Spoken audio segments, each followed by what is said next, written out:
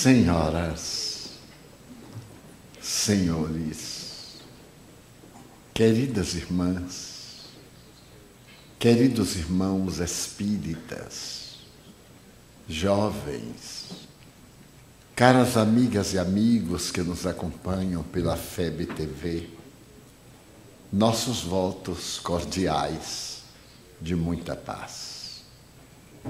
Profundamente sensibilizado, desejo agradecer o carinho generoso dos vossos corações.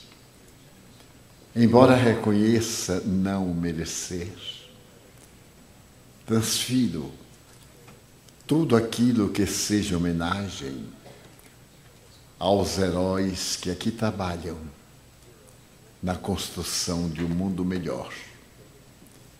E aceito as dúlcidas vibrações de ternura, para que neste crepúsculo existencial possa concluir a tarefa com a dignidade que foi abraçada nos anos verdes da juventude. A Primeira Guerra Mundial foi considerada a guerra que deveria terminar com todas as guerras. Nada obstante, desde aquele momento até agora, já apareceram na Terra 148 guerras, demonstrando que a criatura humana é belicosa e ainda se compraz entre devorando-se os indivíduos uns aos outros. Tornou-se célebre a primeira conflagração mundial. E no bojo da calamidade aconteceu uma outra guerra de menor alcance, mas não de menos tragédia. No ano de 1915, a Turquia invadiu a Armênia. E essa guerra, que demorou apenas 1 ano e 6 meses, assassinou 1.500.000 armenos pelo crime de pertencerem a uma outra etnia. Essa intolerância ainda permanece em nossos dias, quando vemos o movimento ISIS no Estado Islâmico, cometendo atrocidades jamais vistas na história da selvageria. E também na atormentada África, quando indivíduos são sepultados vivos, mesmo na infância, por pertencerem a outra denominada religião. Mas é que o instinto de agressividade faz parte do processo antropossócio-psicológico da evolução. E através desse instinto da agressividade, o indivíduo estabelece o modus operandi para viver, firmado no princípio do instinto: o mais forte é vencedor. Não nos desejamos referir às tragédias dos Hutsis e dos Tutsis e à tragédia do cotidiano nos países civilizados. Iremos deter-nos por alguns minutos na calamidade entre turcos e armenos. Em uma aldeia do interior da Armênia, uma família estava fazendo repasto matinal. O casal de meia idade e 3 filhas, a mais velha delas com 15 anos. Quando de repente a porta de entrada é arrombada e um pequeno pelotão, comandado por um homem de baixa estatura e de semblante perverso, adentra-se pela casa e, sem maior delongas, saca do revólver do coldre e mata o chefe de família. Ato contínuo, ele mata a senhora que estava sentada no outro extremo da mesa. E a continuação, pegou as 3 jovens de 12 e 14 anos e atirou-as à tropa esfaimada daquele pequeno exército de chacais, que de imediato ali mesmo estupraram-nas, mataram-nas, sem a menor compaixão, nem o menor sentido de humanidade. O chefe do grupo elegeu a maior, a de 15 anos, esbofeteou-a e levou-a para o seu bordel, nos arredores da aldeia. Ali estavam outras jovens armenas, para o pasto da sandice do psicopata e dos seus asseclas. E ela foi submetida ao tratamento mais selvagem que se pode imaginar. Ela escreveria depois que a morte das suas irmãs foi uma benção, porque ele não conseguiu assassiná-la, matou-lhe a alma, os ideais, a razão de viver. E 1 ano e pouco depois, dessubmetida às extravagâncias sádicas mais perversas, ela conseguiu fugir. Era um saco de ossos e pele. E desapareceu no silêncio de uma noite tormentosa. Em 1917, foi assinada a paz. A Armênia nunca mais foi a mesma. Praticamente todos os homens foram assassinados. As mulheres vendidas como escravas. Os idosos e doentes igualmente mortos. Mas por volta de 1926, 1927, tornou-se célebre em Istambul, a capital da Turquia, uma jovem enfermeira. Ela se havia dedicado à arte de curar, de prolongar a vida, e foi trabalhar numa clínica das mais respeitáveis do Estado. Tornou-se conhecida pelo espírito de abnegação.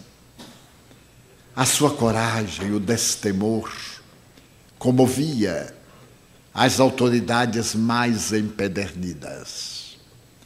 Nesse ínterim, chegou certo dia trazido por um grupo, um homem no estado deplorável. Ele era portador de uma dermatose não identificada, que lhe devorava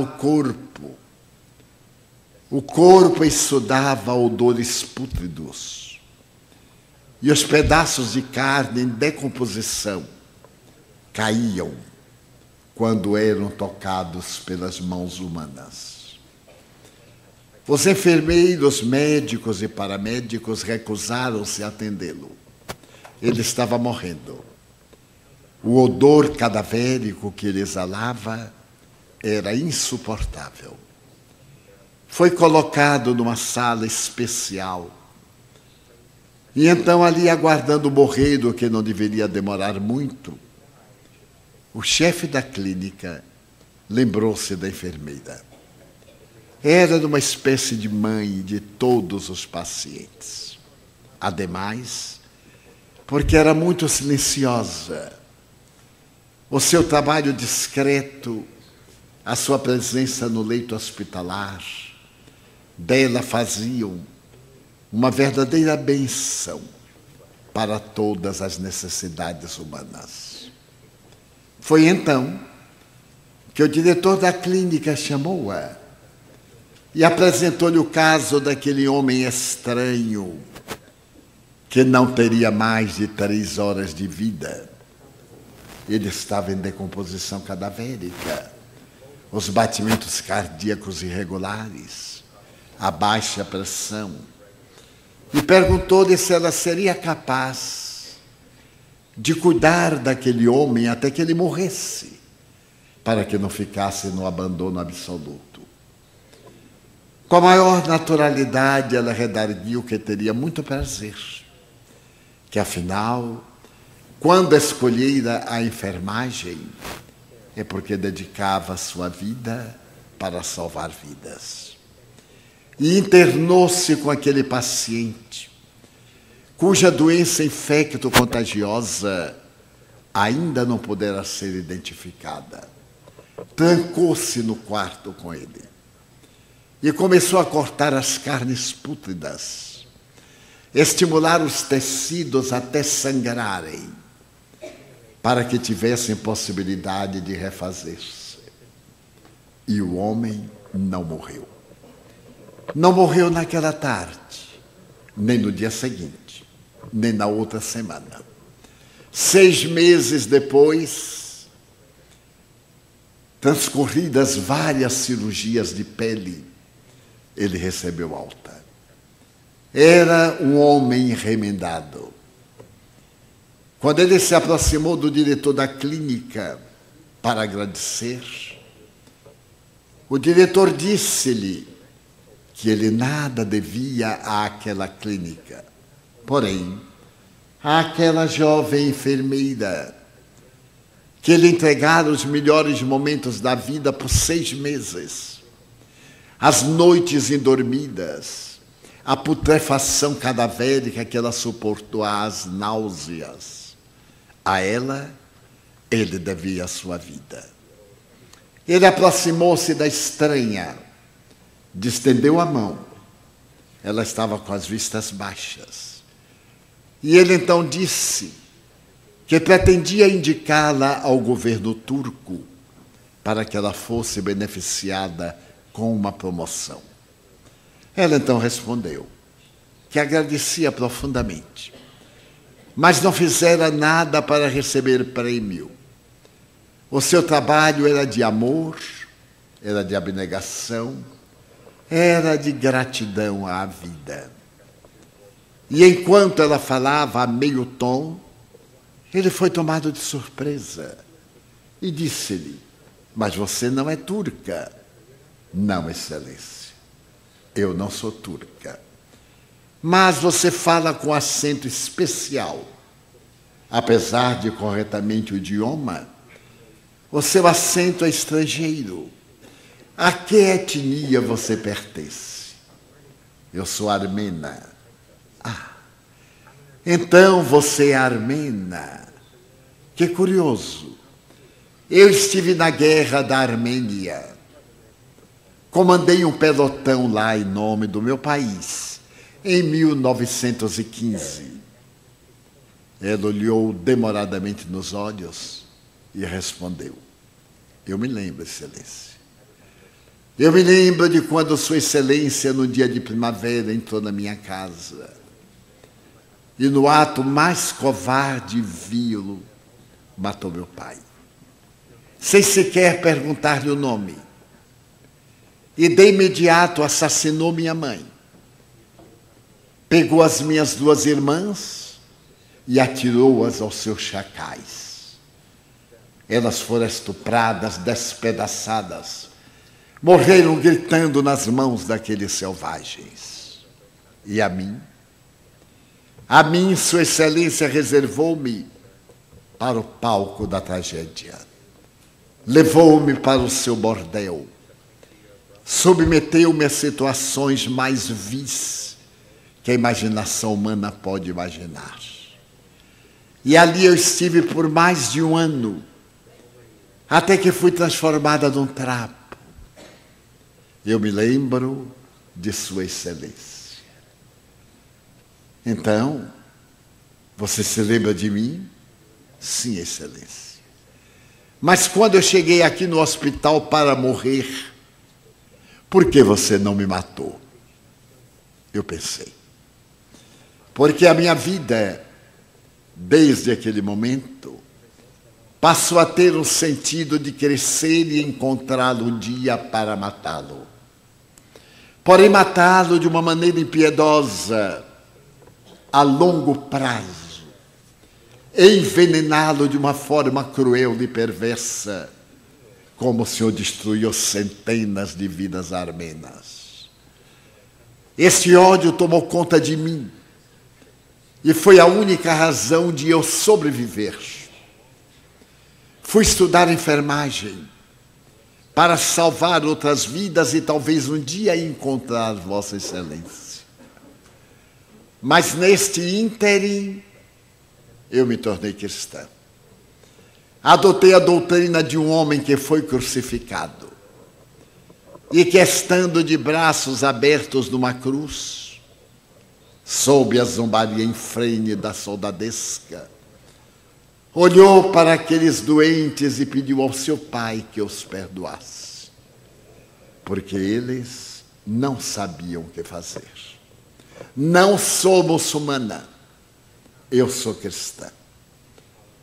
E quando eu vi Sua Excelência entrar, estar nas minhas mãos que poderiam estrangulá-lo, lentamente, da forma como seus soldados despedaçaram as minhas irmãs, e o seu revólver covarde matou meus pais.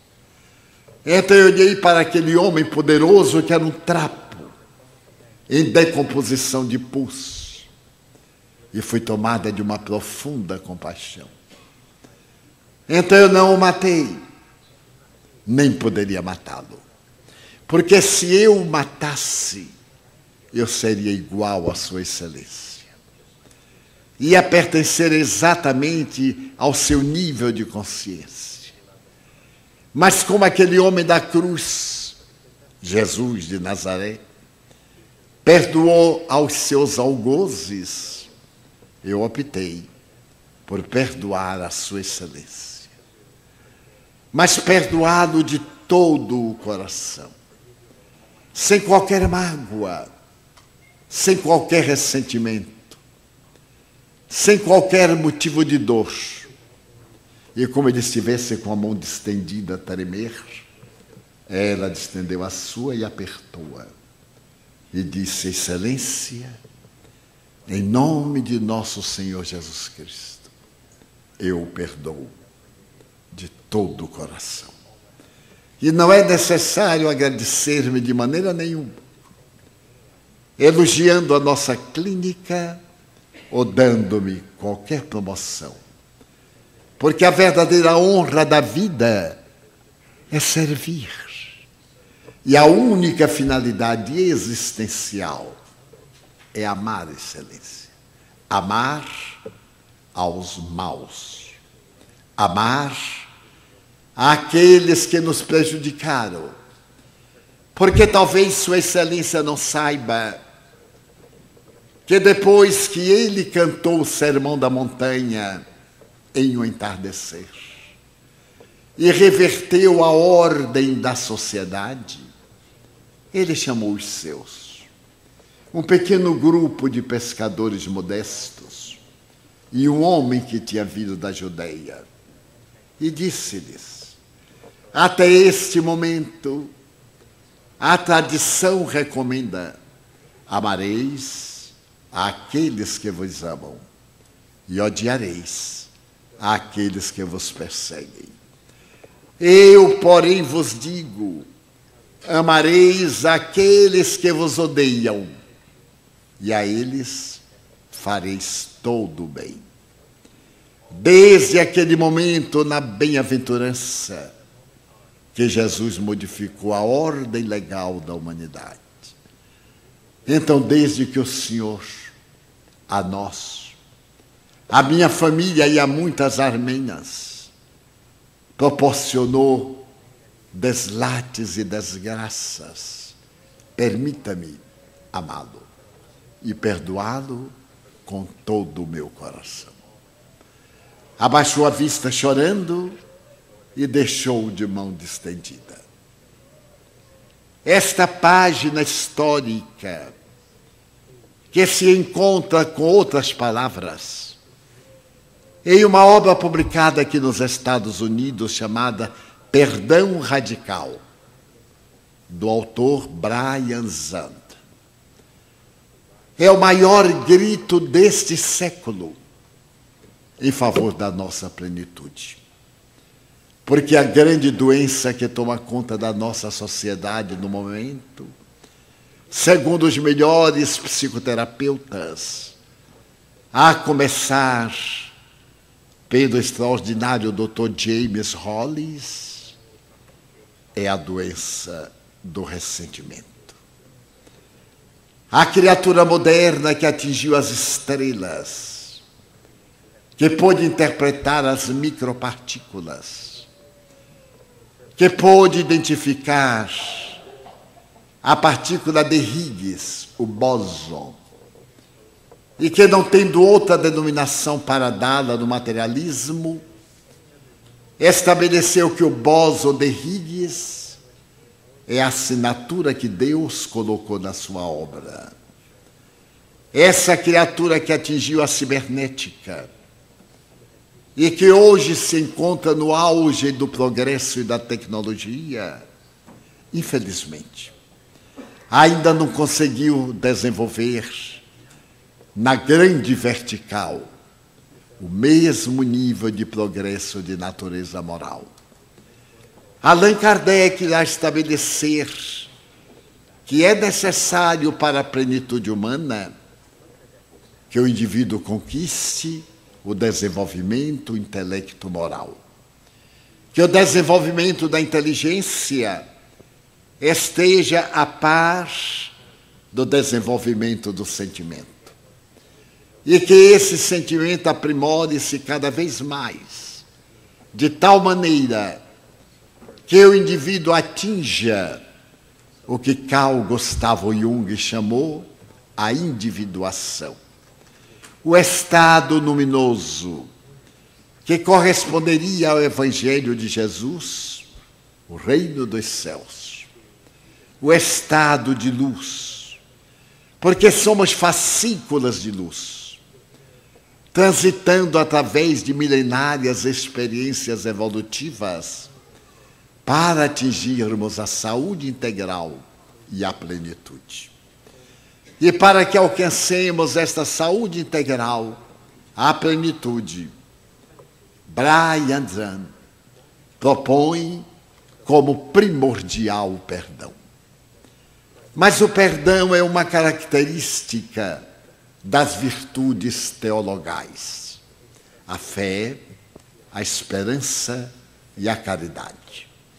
Analisando essas três virtudes em Coríntios, o apóstolo Paulo diz que a maior de todas é a caridade. A caridade que ama, a caridade que desculpa, a caridade que é diferente ao tinir de um sino e ao repicar de um metal. A caridade que é capaz de dar ensejo a alguém que nos haja prejudicado até a última gota, e mesmo assim não permitamos que o ressentimento e o ódio agasalhem-se em nosso coração. Porquanto a caridade pertenceu sempre à teologia, da mesma forma que o amor eram propostas religiosas, mas na atualidade transformaram-se em propostas psicoterapêuticas, demonstradas pelas maiores autoridades da atualidade na psicoterapia como sendo estado de paz para poder fruir de saúde integral. Podemos gozar de uma saúde hercúlea, ter um corpo talhado nas melhores academias, mas um pouco de ressentimento pode nos levar a uma profunda depressão. Alguma mágoa que nós guardamos no coração da infância não nos deixará crescer até podermos atingir o homem psicológico maduro do conceito junguiano. Chegaremos à idade adulta com as feridas da infância. Não é de surpreender que um adulto tenha pequenos ciúmes, colete as pequenezes, as coisas insignificantes da vida. Deles uma importância capital é que não desenvolveu o ser psicológico por dentro. Aqueles maus tratos infantis, a castração, a negligência da família, a frustração de não haver logrado a sua meta, tornam-nos pessoas incompletas, adultos de alta maturidade, talvez intelectual, mas profundamente sensíveis, que de repente desbordamos para o álcool, para a droga, para o sexo em desalinho, para o mergulho dentro de nós próprios. E a semelhança de uma ave negra que toma conta de nós, no conceito ainda de James Hollis, esmaga-nos os ossos e nós entramos em melancolia, depressão e talvez suicídio. Faz-se necessária na atualidade uma mudança de atitude radical, que é o título do livro do Dr. Zand. Mas uma atitude radical de perdão, porque feliz é quem perdoa, feliz é aquele que arranca de si uma nuvem e que consegue iluminar e eliminar os resíduos do ressentimento que são tóxicos nos seus neurônios cerebrais. Os estudiosos de Harvard, os doutores David Bohm e Stewart Wolf, dois grandes físicos nucleares, estabeleceram à luz da física quântica ou das probabilidades que nós, quando amamos, nossos neurônios irradiam energia semelhante ao fóton. E como o fóton é uma micropartícula que aglutina moléculas, nós gozamos de saúde. Mas quando por acaso nós agasalhamos sentimentos opostos ao bem, ao dever, à dignidade e à ética, os mesmos neurônios produzem uma energia semelhante ao elétron. E como o elétron desagrega moléculas, nós entramos em transtornos de conduta, distúrbio do pânico, depressão, Alzheimer e tantas outras manifestações degenerativas que serão somatizadas ao nosso organismo. E é por isso eles dizem que o indivíduo não é a mente e o corpo, é o soma-significação. A mente e o corpo interpenetram-se e são materialistas.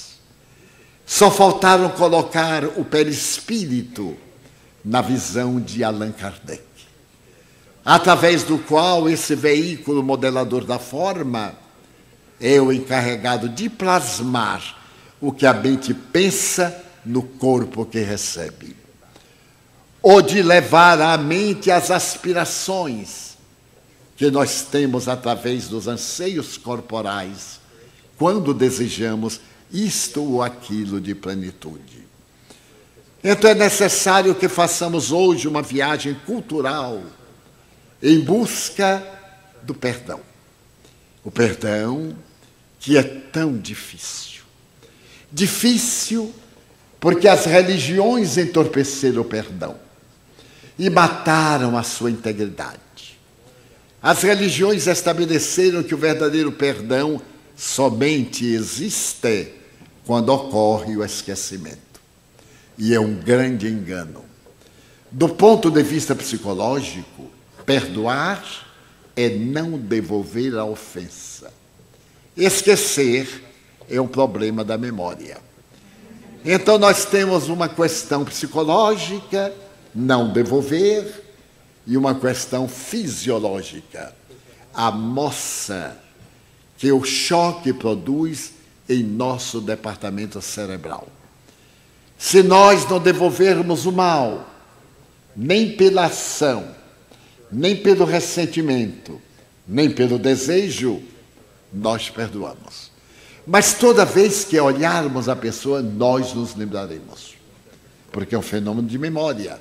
É um fenômeno eletroquímico que marcou no cérebro como se fosse uma moça. Ali está na área da memória a marca do acontecimento. Mas o fato de nós não estarmos a remoer o acontecimento, aquela função eletroquímica perde a vitalidade.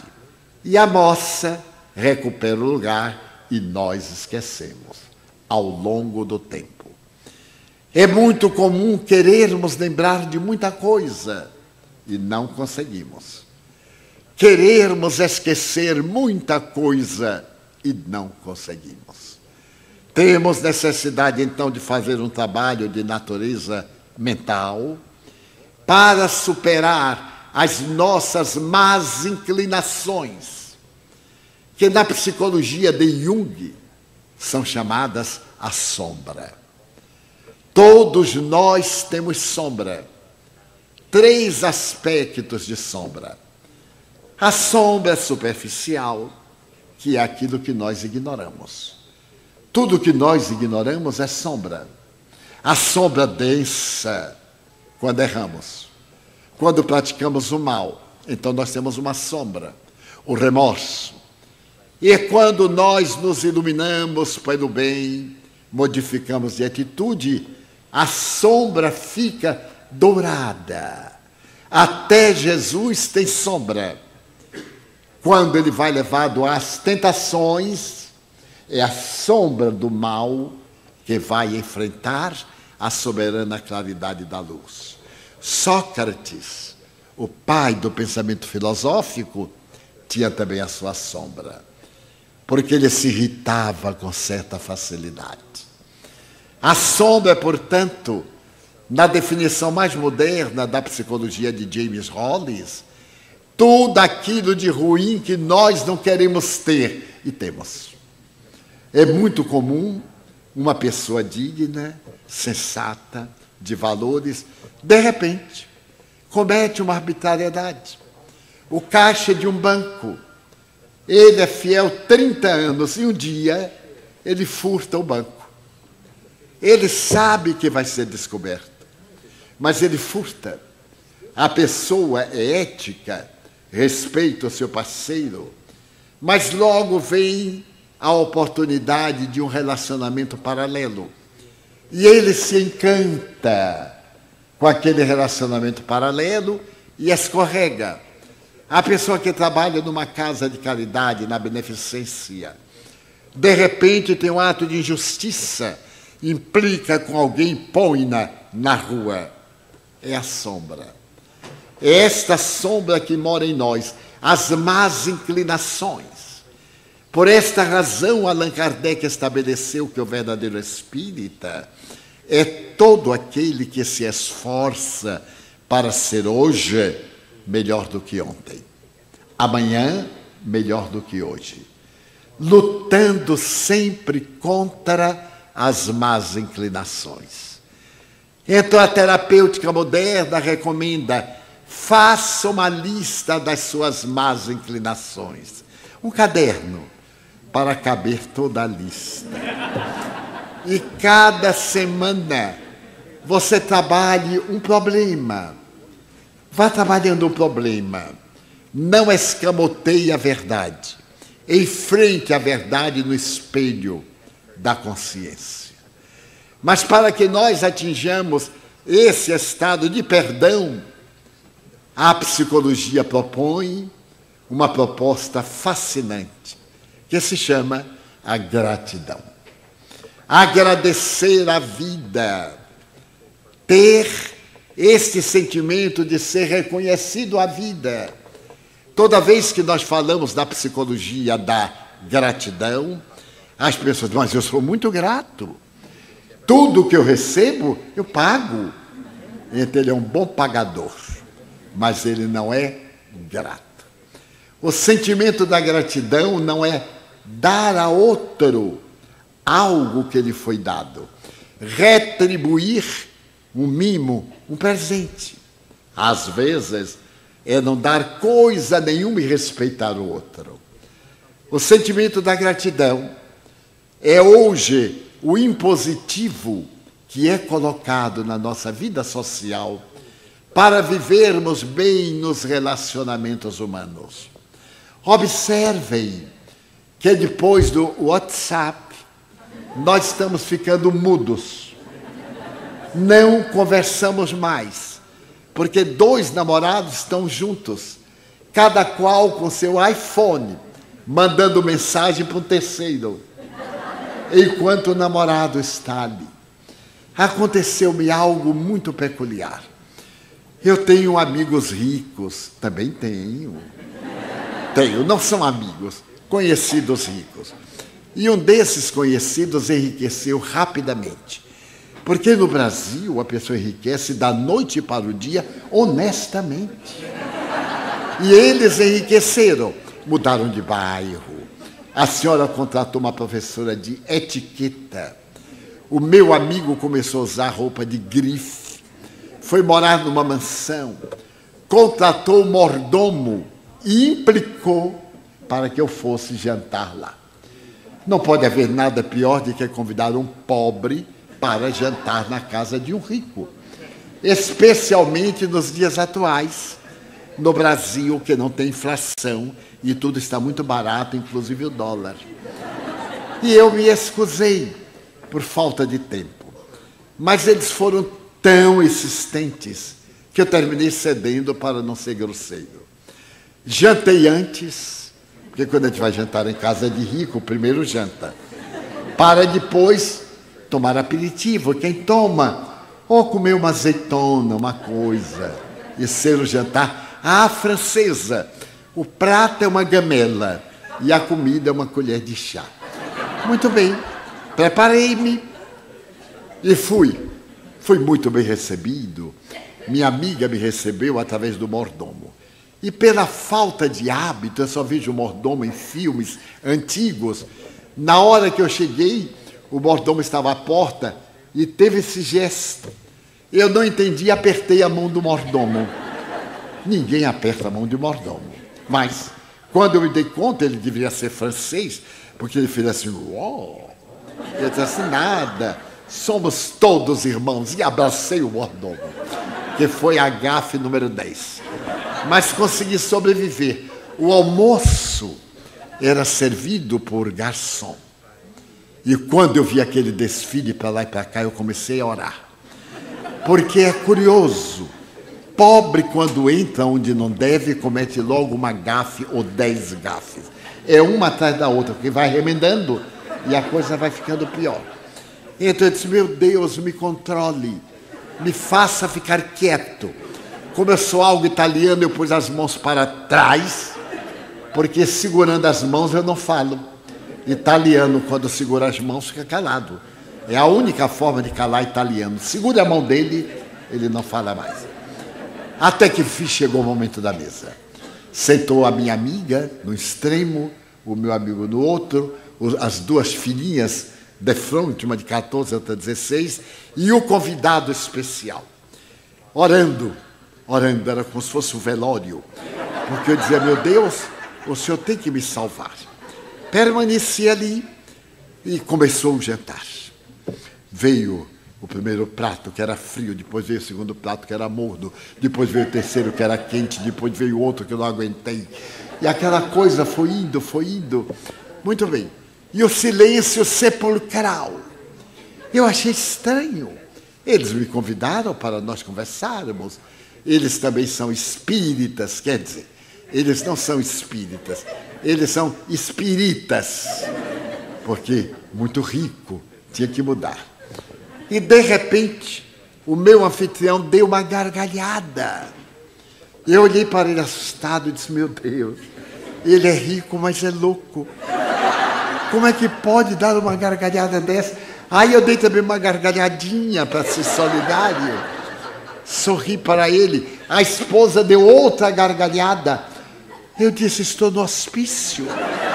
Olhei para os dois jovens. Eles riam e cutucavam-se.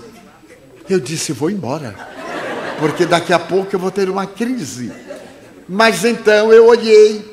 Estavam os 4 conversando pelo WhatsApp. Ele falava para ela, mandou lá uma coisa qualquer, outra mandou para ele e tal. Estavam mandando-se.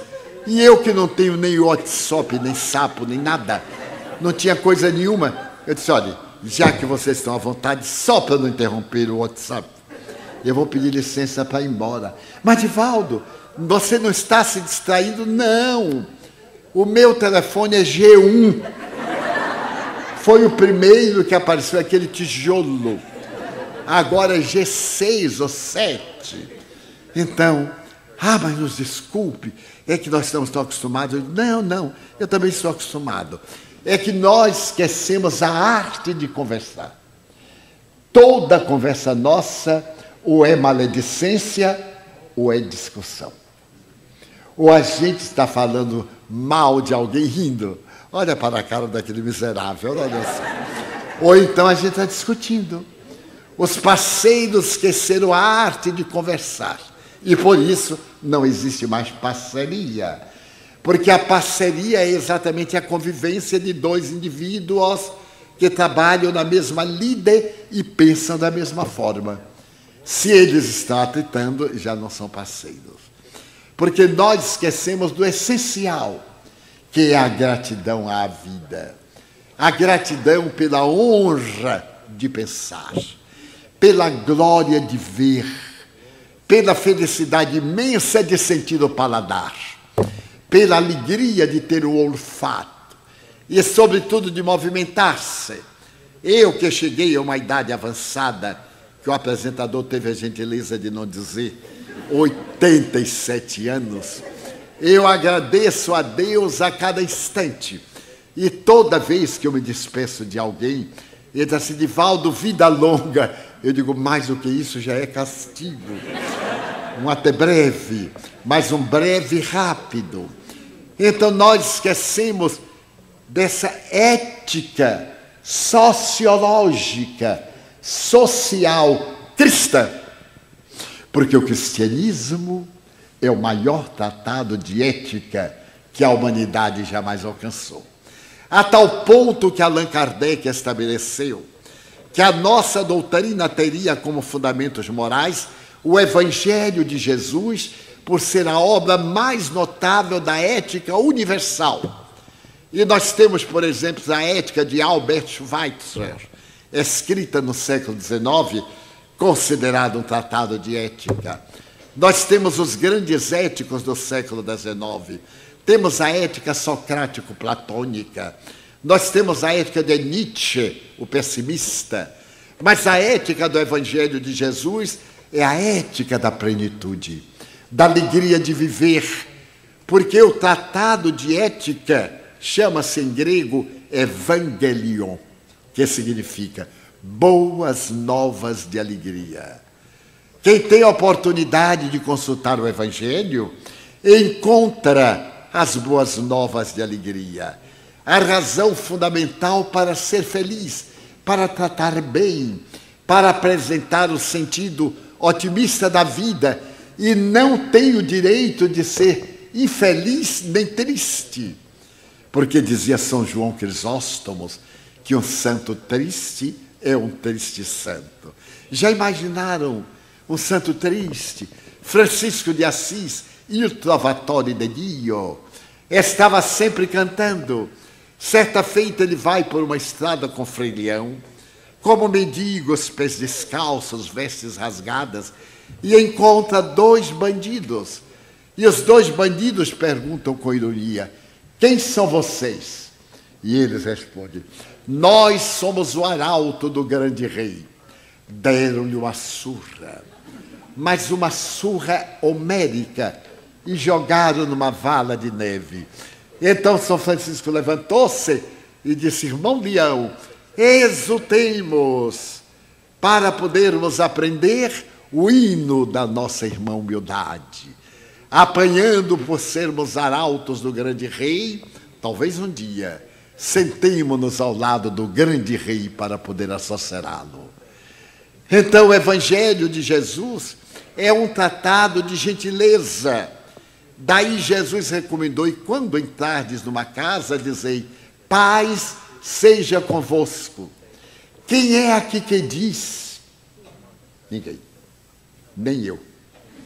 Porque eu tenho medo que a pessoa diga, é psicopata. Porque imagina eu chegar numa residência, que a paz de Jesus esteja nessa casa. A pessoa assim, o que é que deu nele?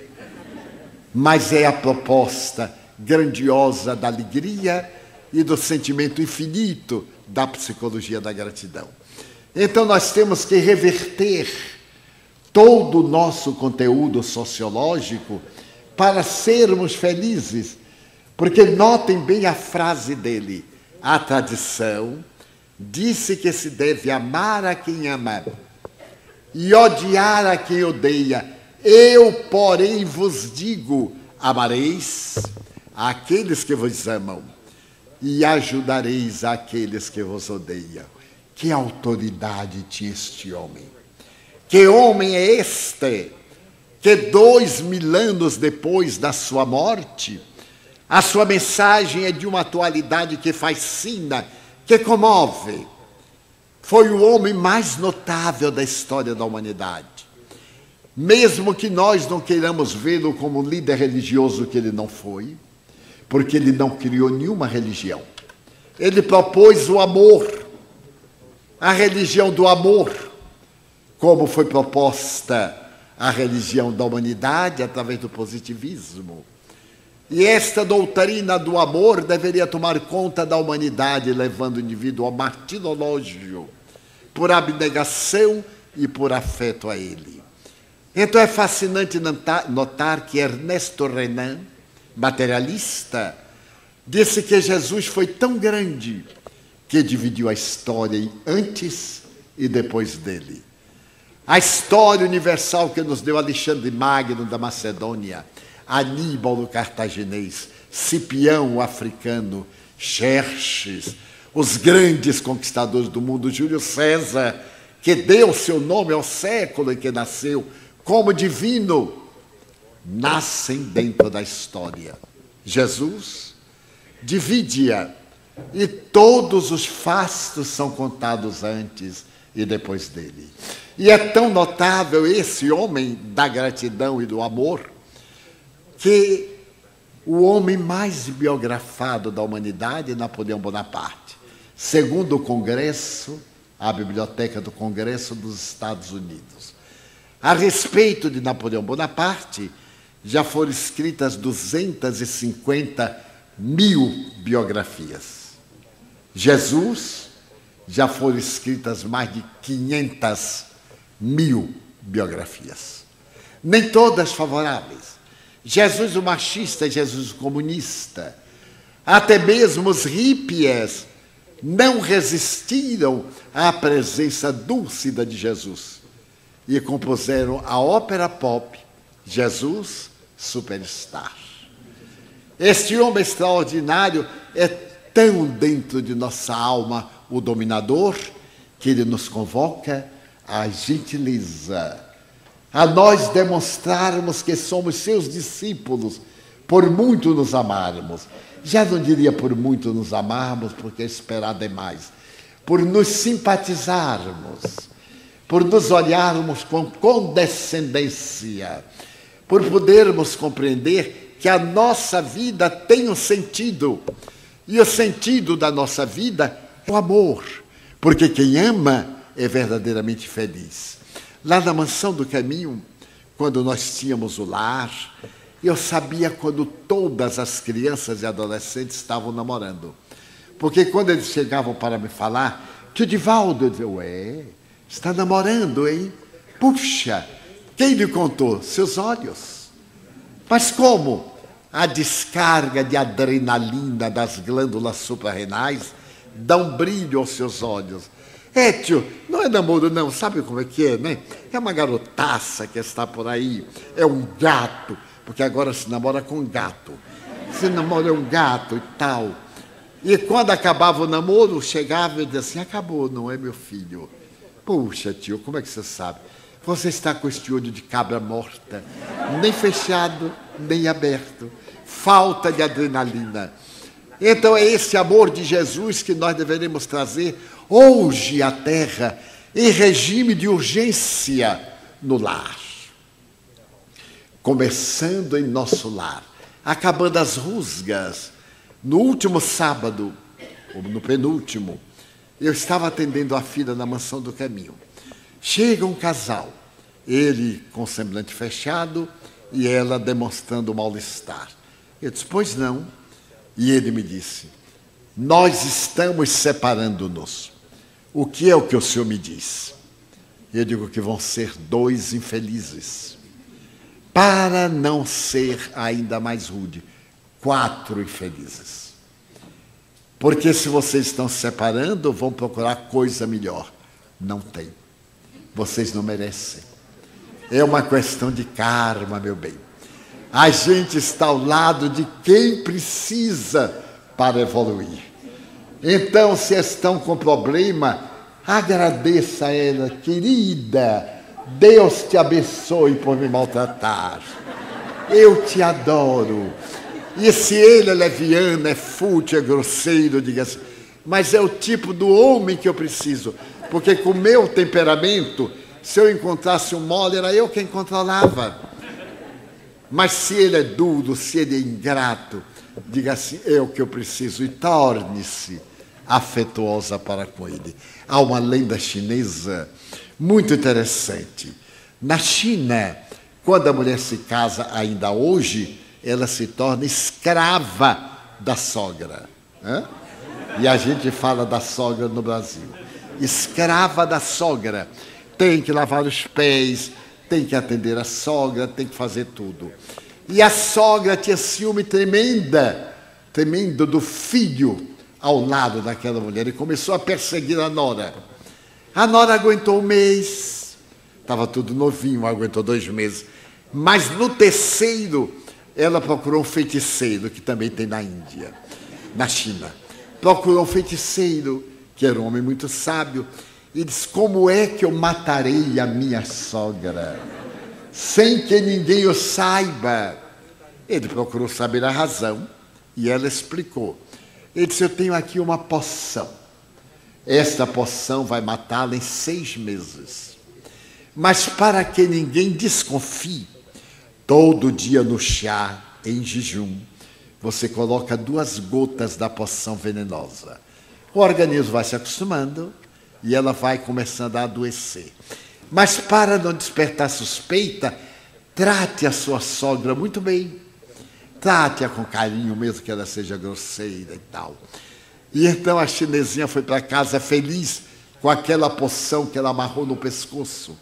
E no primeiro dia ela botou as 2 gotinhas e disse, vai com Deus, querida.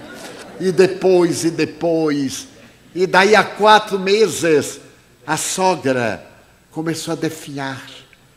No 5º mês, ela correu ao feiticeiro e disse, por favor, eu não quero mais matar a minha sogra. Ela é minha verdadeira mãe.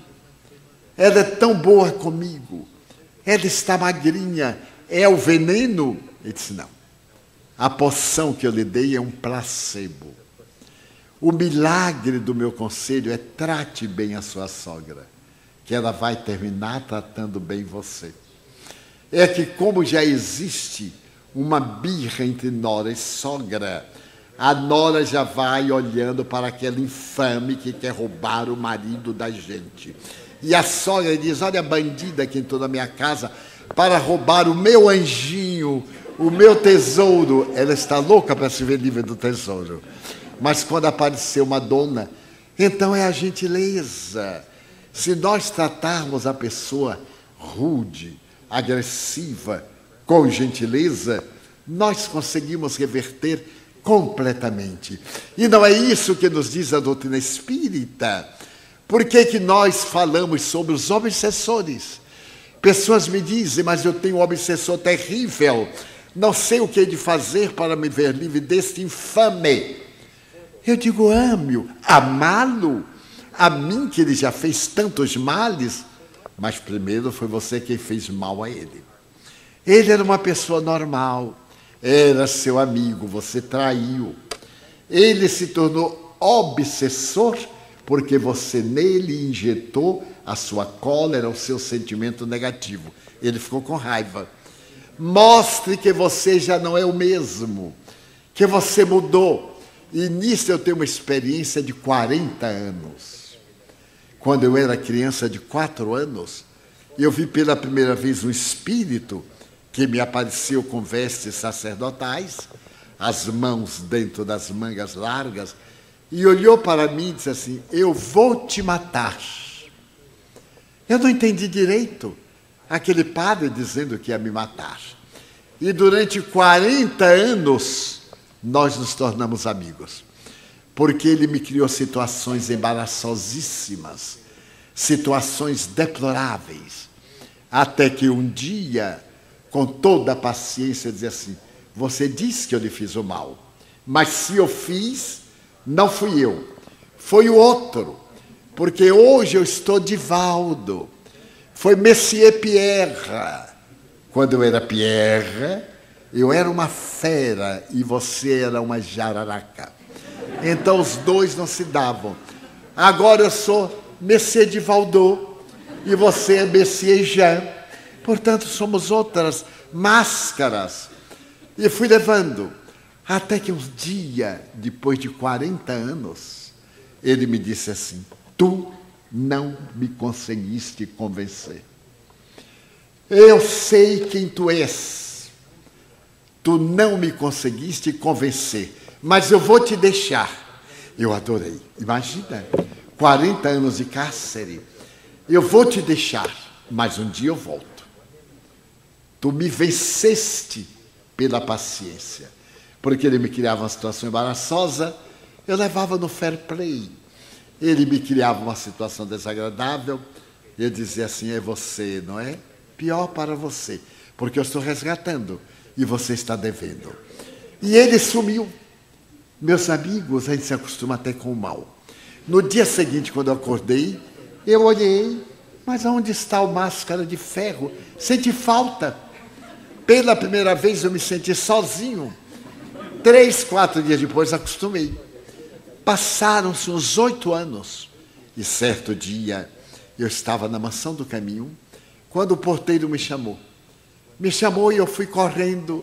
E chegando na Mansão do Caminho, chegando à portaria, ele havia tirado da lata de lixo uma menina entanguida que estava sendo devorada pelas formigas, principalmente ao lado da placenta, as pálpebras, a área sexual. E então eu peguei e comecei a catar as formigas, passei o lenço. A menina chorava, era feia. Feia não, horrível. Mas eu disse, minha filha, você vai ser Miss Horror. Porque nos Estados Unidos tem Miss Melancia, Miss Cebola, Miss Abóbora. Por que não Miss Horror? Você vai ser Miss. Eu vou cuidar de você, vou espichar esses cabelos. Naquele tempo espichava ferro. Vou espichar. Eles vão ficar cacheados e tal. E ela aí parou de chorar. Eu fiquei contente, coloquei no braço e fui levar para a casa grande para poder colocar num dos lados. Quando eu ia chegando à casa grande onde mora a administração, a 5 metros, quem me aparece? O espírito, o máscara de ferro. Ele me apareceu e disse, meu Deus, vai começar tudo outra vez. Ele então se aproximou de mim, pôs a mão no meu ombro, coisa que nunca tinha feito antes. Ele só me chamava o monstro. Olha que nome gentil. Mas desta vez ele disse, Divaldo, tu a amas? Eu disse, meu irmão, está chegando agora, né? Ainda não deu tempo. Mas eu irei amá-la. Você me conhece, eu irei amá-la. Tu irás amá-la? Irei. Pois, Divaldo, se tu a amares, eu me tornarei teu amigo. Eu te perdoarei. Eu digo, alto lá, eu é que perdoarei você. Não venha com esta de me perdoar, não, depois de 40 anos. Que negócio é isso? parece a Arca de Noé, eu é que vou perdoar você. Nós vamos ser amigos. Eu perguntei, mas por quê? Porque esta que aí está é minha mãe. Eu digo, não me diga. É sua mãe que veio para os meus braços. Edivaldo, eu gostaria que você cuidasse dela. Eu digo, vou cuidar. Vou dar beliscões heróicos, porque é sua mamãe. Mas você vai fazer isso? Eu vou. Para você ver como dói. Pimenta no olho do outro não arde no nosso. Você durante 40 anos me mimoseou. Agora eu vou dar uns beliscõezinhos nela. Perguntei, você conhece o beliscão de caranguejo? Ele disse, não. É assim, olha. A gente pega, torce e não deixa marca. O que é uma vantagem, porque não vai nem para a cadeia. Não deixa marca. Ele disse, você não fará isso? Eu digo, farei. Você acha, meu irmão, que eu vou fazer? Então acarinhei a menina, coloquei numa das casas, cuidei, e ela não gostava de mim. Tudo que eu fazia, ela reagia. Então eu tentei conquistá-la dando presentes. Foi inútil. Tentei ser severo. Ela vinha pedindo uma coisa, tio, eu queria ir à matinê. Eu perguntava, merece? Não, senhor. Eu digo, então você não vai porque não merece. Não sou eu. E dizia, eu boto esta negrinha no jeito. Era afrodescendente. Quando ela completou 15 anos, ela foi até a minha sala e disse, tio, hoje eu completei 15 anos. Não me diga. Então, sente aí. Tranquei a porta no gesto de artista de cinema. Tranquei a porta como Schwarzenegger. Tranquei. Coloquei a chave dentro da gaveta. Tranquei a gaveta. E ela olhando. Coloquei a chave aqui, senhor, e disse, sente aí. Vamos hoje conversar de homem para homem. Olho no olho. Tio, ela ficou... Há uma cor na Bahia que vocês não conhecem. Quando a pessoa é morena, não fica branca, fica foveira. Fica aquele tom que não é branco, não é preto, não é roxo. Fica foveira. Ela disse, tio, eu digo, agora eu vou lhe contar. Por que você não gosta de mim? Eu gosto, tio. Não precisa me mentir porque eu não me incomodo. Eu gosto de você. Agora, você gostar de mim é outra coisa, não me faz diferença. Tio, eu tenho medo do Senhor. Um medo de 400 anos. Um medo atávico. Mas alguma vez eu lhe bati? Não, senhor. Alguma vez eu lhe maltratei? Não, senhor. Por que você tem medo de mim? Porque eu tenho a impressão que sempre que o senhor me chama, vai me reclamar. E eu já reclamei com você? Não, senhor. Então é anormal, minha filha. Eu vou lhe contar por quê. No ano de 1526, no período de Maria de Médicis, na França, e aí narrei a minha história com o filho dela. Ambos eram religiosos, mas ele era venal e eu exercia uma outra função legisladora. E fui obrigado, pela exigência da função, a aplicar-lhe uma punição que o cânone da igreja mandava. E ele tomou ódio de mim naquela época. E a mãe, dessas mães que adoram o filhinho e tomam ódio dos outros, ficou a favor dele. E durante esse período, porque ele se suicidou, ficou na minha ficha kármica, de alguma forma, ter sido veículo da lei. E quando ele me encontrou nesta encarnação, 400 anos depois, eu estava só com 4 anos, como disse, ele me falou, vou te matar, miserável. E durante esse período me acompanhou. A partir daquele momento, ela disse, mas tio, é assim? Eu digo, é, você está a favor de seu filho. Aonde está a gentileza que eu tenho tido para você? Aonde está a gratidão a Deus? Porque você veio de uma lata de lixo. Todos conhecem a história, sem complexo de inferioridade. Eu a adotei como filha. Carreguei-a desde os primeiros dias. Onde está o sentimento? É isso que o Evangelho prega. E se os senhores têm uma filha bondosa, não é igual à minha filha. Ela passou a me dar assistência afetiva com um devotamento invulgar. Como eu estava fazendo o curso intermediário, e eu fico trabalhando até tarde, psicografando, ela um dia me pediu: tio, eu posso ficar na escada estudando? Porque se o senhor quiser um cafezinho de madrugada, eu posso servir. E eu caí. Eu disse: pode, minha filha. Não me dei conta que era uma armadilhazinha dela. Ela ficava ali para tomar conta de mim. Porque ela dizia: tio, o senhor está muito velho. Olha que atrevido, eu tinha 60 anos. Era um garoto, 60 anos. Então ela ficava. Certo dia eu terminei de psicografar mais cedo, e quando eu fui ver, ela estava cochilando. Eu acordei-a. Minha filha, vá deitar. O jovem precisa de 7 horas de sono. A pessoa de mais idade, não, eu durmo 4 horas. A mim me bastam. Vá deitar. Ela foi. E morava bem defronte da casa grande. Eu fui ao banheiro preparar-me, e subitamente alguém bate à porta. Eu desci correndo. Ela estava lívida. Tio, o que está lhe acontecendo? Nada, minha filha. Mas o senhor estava no banheiro? Eu digo: era só o que faltava. Eu fui ao banheiro lavar o rosto. Fui fazer a higiene. Ela pegou as minhas 2 mãos e me disse: tio, não morra. O que será de mim e de nós se o senhor morrer? O senhor não tem o direito de morrer enquanto nós formos crianças. O senhor me promete que não morre? Eu digo: prometo. Se o problema é esse, prometo.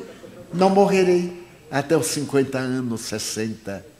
Ela diz: mas já passou de 60, 70. Eu garanto para você. E se tornou uma filha extraordinária. E eu perguntei: mas minha filha, você fica estudando? Não, velho, eu fico tomando conta de você, para poder você ter a certeza que sua filha o ama. O poder do amor, o sentimento da gratidão. Então, o sentido da vida é este: nunca revidarmos ao mal.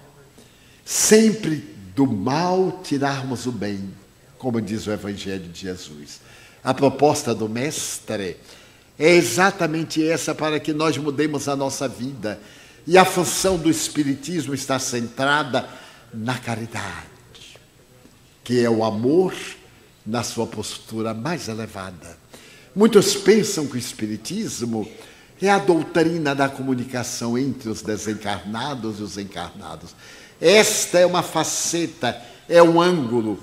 O Espiritismo é uma ciência que estuda a origem, a natureza, o destino dos espíritos e as relações que existem com o mundo corporal.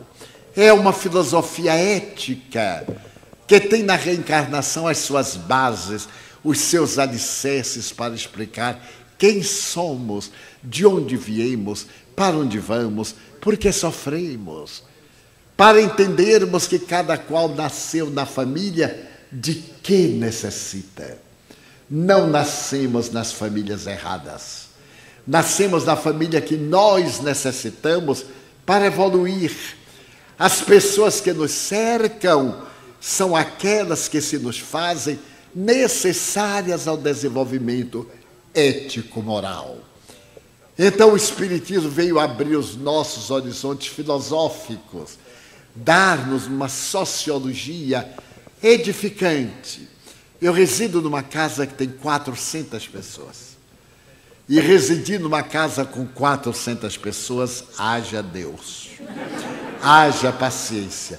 Sempre tem alguém de mau humor, alguém de mau humor. Mas eu estou sempre feliz, porque Deus me deu a honra de conhecer o Espiritismo, sabendo que a vida é imortal. Quando eu me lembro que eu vou viver, que a morte é o momento de transição, que o morrer é a parada do cérebro e do tronco encefálico, o desencarnar é libertar-se da matéria, e a vida me aguarda adiante. Isso dá-me uma empatia, uma felicidade em comum, porque a nossa família nos está esperando, aquele que nós amamos, de quem sentimos falta, que nos dói a ausência. Então, esta ciência extraordinária tem como fundamentos essenciais 6 itens: a crença em Deus, a causa cáusica do universo, a crença da imortalidade da alma. Será que a natureza gastaria 2 bilhões, 250 milhões de anos para fazer este corpo e desintegrá-lo no nada? A natureza, que está sempre em sucessivas transformações, é ilógico, ofende o bom tom. Essa natureza que criou células portadoras de memória, que sempre se repetem. Então a vida tem um sentido imortal. Mas esse sentido imortal nós provamos pela comunicabilidade dos espíritos, através dessa comunicação que vem do além, dizendo que existem dores e que existem bênçãos. A nossa vida é uma escola. Nós depois voltaremos à sociedade de onde viemos. E ali seremos felizes ou seremos desventurados. Isso nos dá uma alegria imensa para pautarmos a vida dentro de um sentido ético, para não guardarmos ressentimentos, nem mágoas, nem ódios, porque nós vamos viver e vamos encontrar aqueles a quem ofendemos e que também nos ofenderam. Quando eu comecei a ler o Evangelho segundo o Espiritismo, muito jovem, uma frase me impressionou profundamente até hoje. A frase diz o seguinte: vive de tal forma que quando tu morras, possas olhar o teu inimigo nos olhos e ele baixe as vistas. É fantástico de poder olhar o outro tranquilo.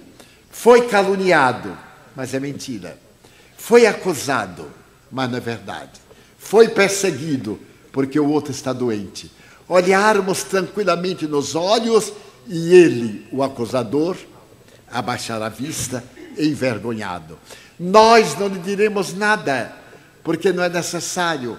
Ele tem na consciência a culpa, que é o problema mais grave da psicologia.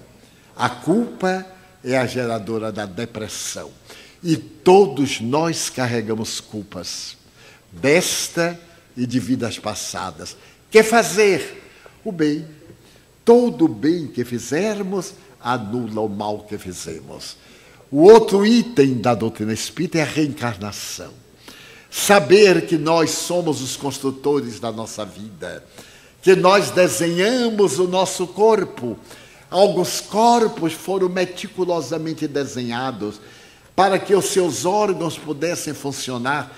Na mediunidade, por exemplo, a glândula pineal foi trabalhada, as glândulas endócrinas foram muito bem distribuídas, o sistema nervoso central, o simpático, o parasimpático, a medula, receberam um tratamento especial de grandes gênios da arquitetura humana para podermos reencarnar-nos.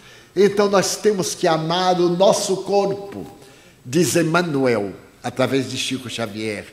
Um corpo, mesmo deformado, merece o maior amor, porque é o veículo da nossa redenção. E o quinto item é a pluralidade dos mundos habitados. Sabermos que a Terra, este planeta tão insignificante. Certa feita eu li um paralelo, porque para entender o infinito é impossível. Então um autor astrofísico disse: imaginemos o norte da América do Norte, a ponta sul da América do Sul.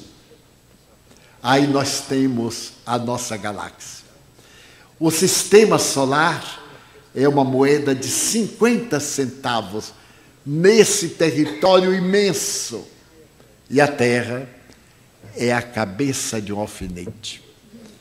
Então imaginemos, por que então só essa cabeça de alfinete seria dotada de vida e não esta imensidão quase que inconcebível da nossa imaginação?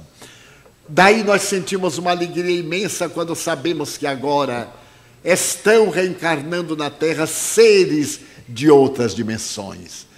Eles estão chegando, diz a tradição dos discos voadores e dos extraterrestres.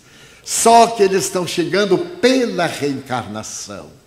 Estão nascendo em nosso meio, hiperativos, crianças índigo, crianças cristais, gênios do passado, os grandes filósofos do século V da Grécia, Sócrates, Platão, Aristóteles, Anaxágoras, Anaxímenes, aqueles grandes poetas do romanismo, aqueles que precederam os dias de Jesus, Virgílio, Tito Livio, Salúcio, os gênios da Idade Média, os grandes cantores da Renascença, os cientistas do século XVII, os grandes tecnólogos da atualidade, para apressarem a Terra a deixar de ser mundo de provas e expiações para ser mundo de regeneração.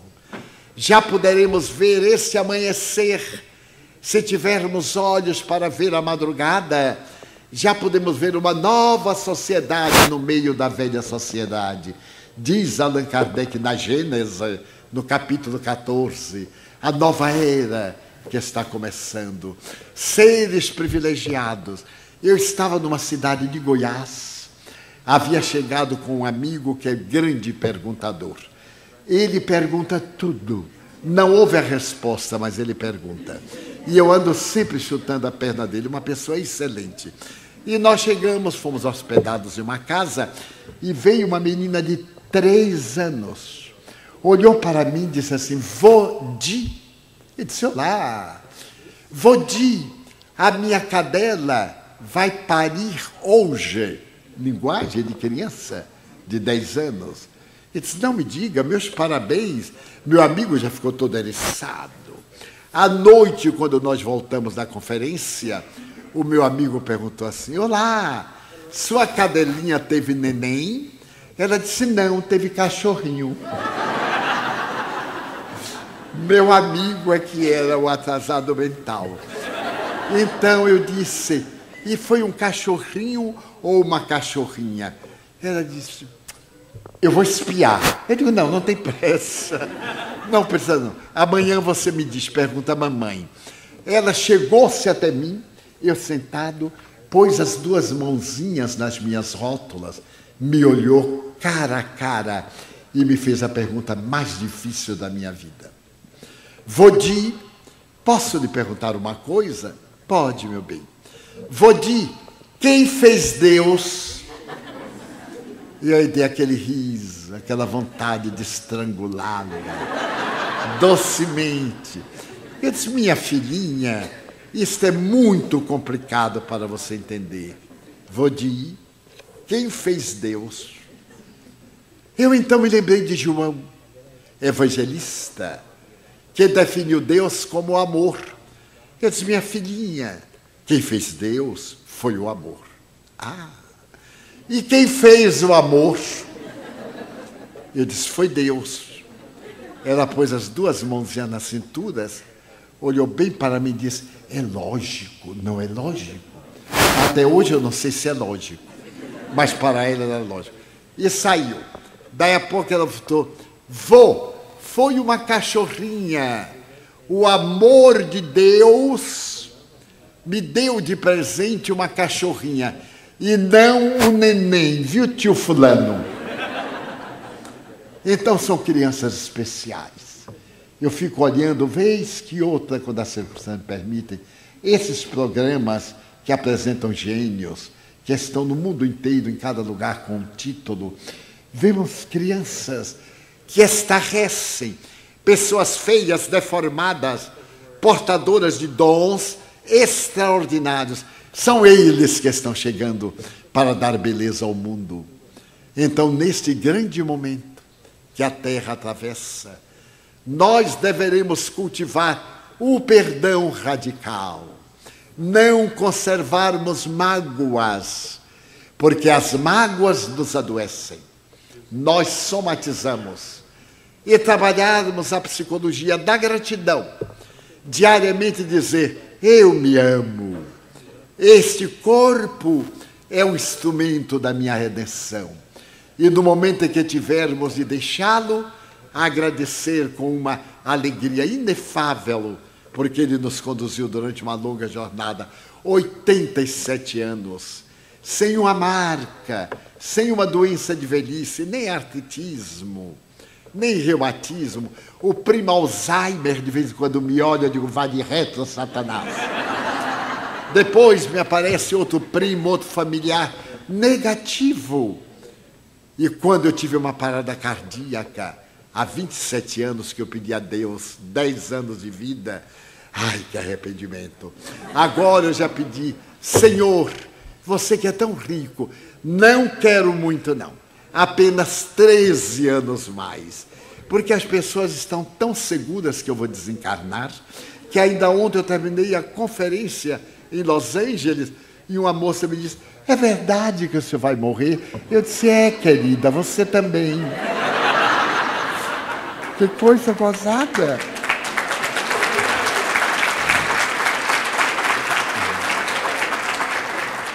Só a gente é que vai morrer. Ela estava alegrinha porque eu ia morrer. Eu então disse, até para o ano, se Deus quiser. Ela, e se o senhor morrer antes? Você vai ser minha médium. Porque daqui para lá, ou morre ou vira médium. Eu vou trabalhar para você ser médium. Então vamos tornar a nossa vida um hino de alegria, de amor a Jesus Cristo. Transformemos as nossas casas em celeiros de bênçãos. Acabemos com essas picuinhas, a inveja, o ciúme, a indireta, coisas do ego. Que levantemos o nosso self, que abandonemos a sombra leve, a sombra pesada, que douremos a sombra através do bem que possamos fazer. E então nós cantaremos uma grande alegria. A vida é tão rica de belezas que se nós pararmos para meditar um pouco, nós ficaremos emocionados e não teremos como dizer, meu Deus, eu gostaria de dizer-te que eu amo a vida, que para mim é bela e é consentida.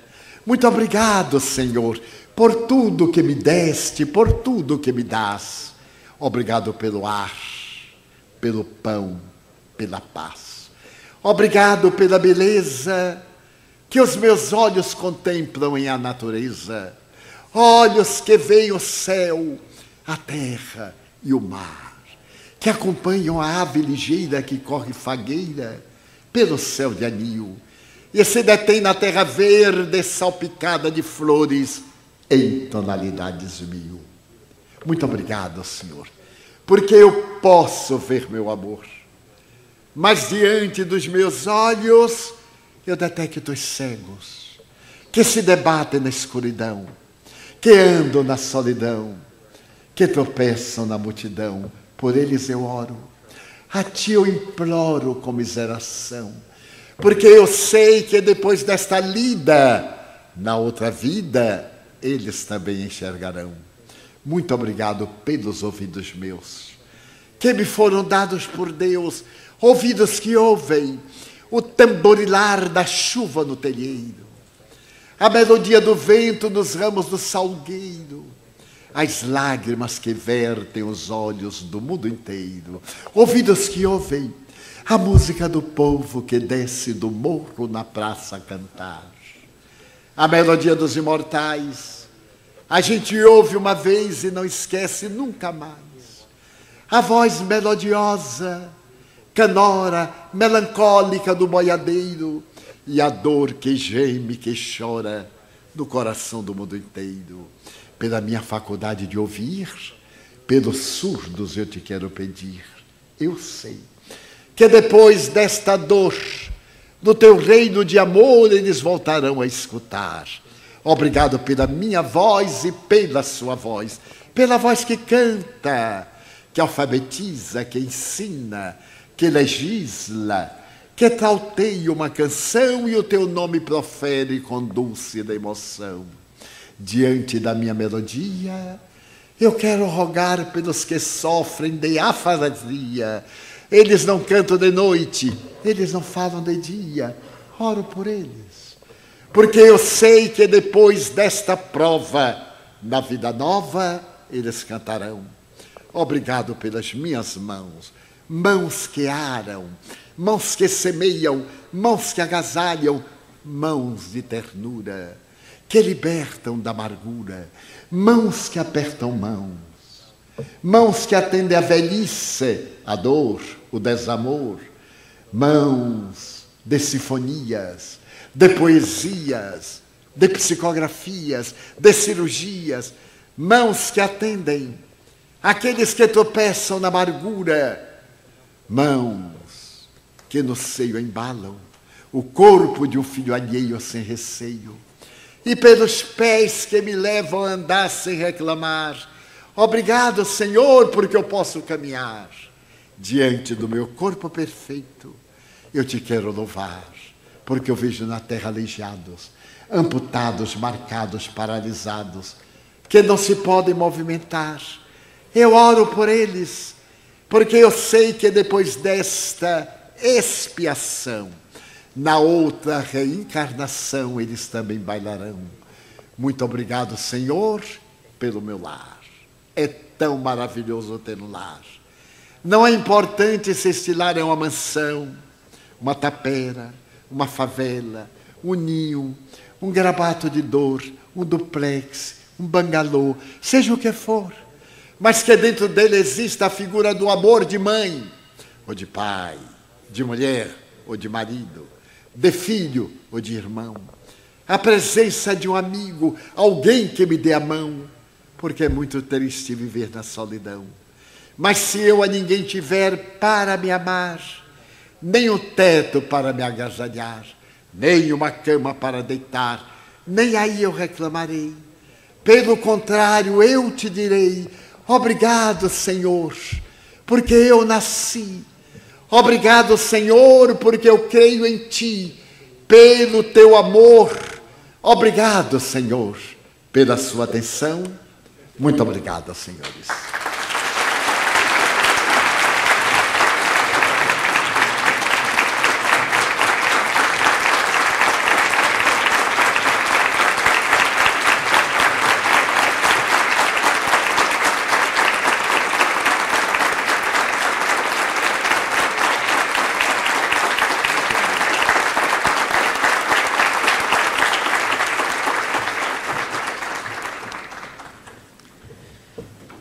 Thank you very much, Divaldo.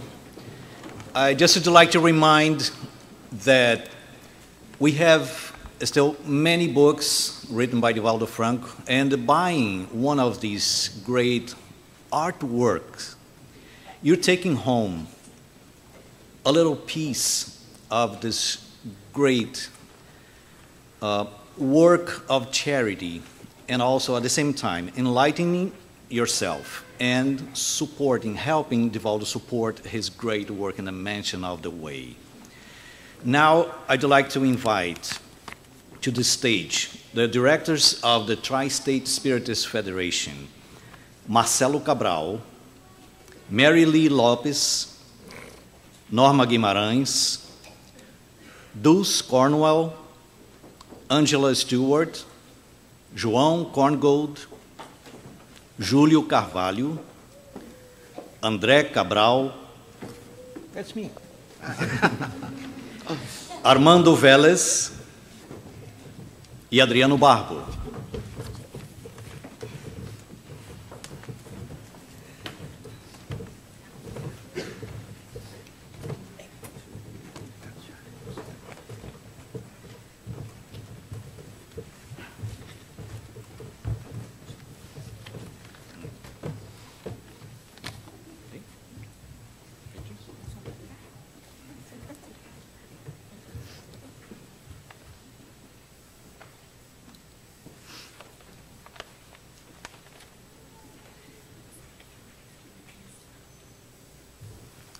I'd like to invite now especially Jussara Korngold, Helder Martins, and Laura Crisóstomo to present Divaldo with a commemorative plaque.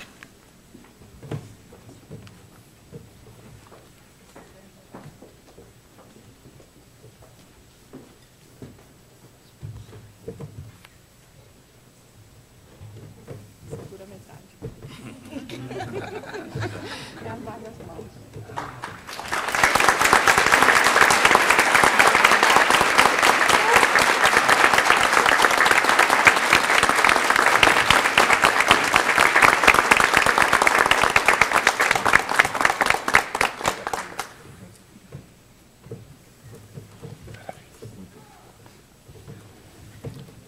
Thank you so much. Very good.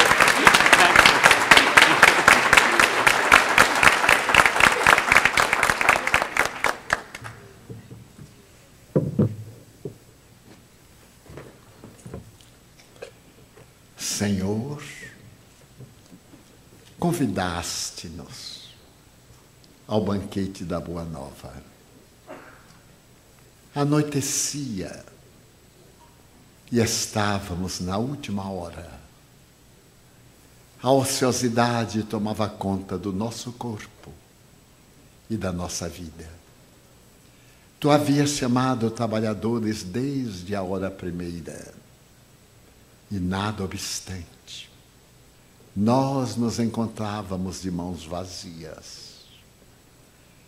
Então a tua misericórdia, compadecida da nossa pequenez, entoou o lindo hino: vem trabalhar comigo na minha vinha. E nós fomos. E aqui estamos, como os trabalhadores da última hora, procurando realizar a tarefa que nos cabe, sem a preocupação de fazermos o muito, porém fazermos o melhor. Apiada-te da nossa pequenez, tu que tiveste compaixão da nossa necessidade, e dados o serviço renovador, para prosseguirmos até o fim desta jornada de serviço e recebermos o denário da compensação. Mas enquanto estamos na linha do trabalho, a humanidade chora. Lá fora existem a dor, o desespero, a amargura. A loucura galvaniza os corações, mas também o sofrimento dos humildes, dos sem teto, dos sem amigos, dos sem ninguém.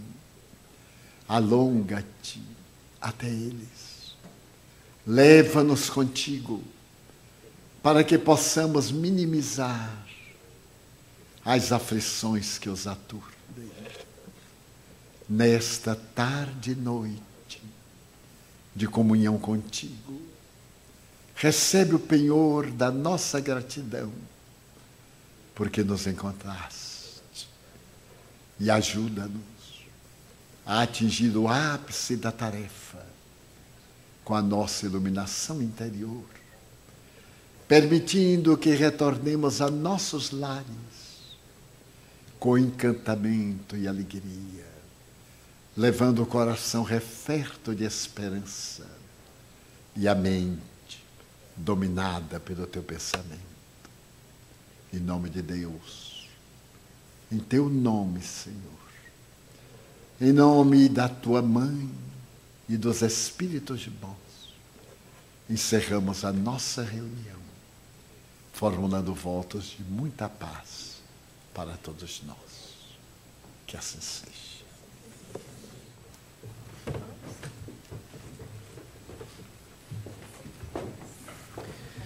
Thank you all for coming.